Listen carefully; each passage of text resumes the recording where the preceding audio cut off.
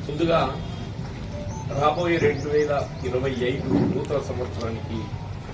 పాత్రికేయ సోదరులకు అందరికీ హృదయపూర్వకంగా నూతన సంవత్సరం శుభాకాంక్షలు తెలియజేస్తూ అట్లాగే